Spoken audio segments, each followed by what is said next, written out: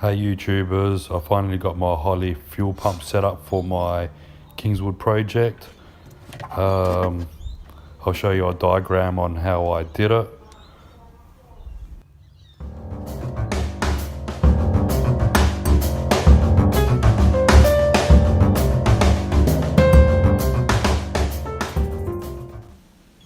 So here's a switch that runs my fuel pump, turns it on and off, which is connected from my fuse to my battery. And this is the car running, finally. We got it started. Woo! Revving on, yeah!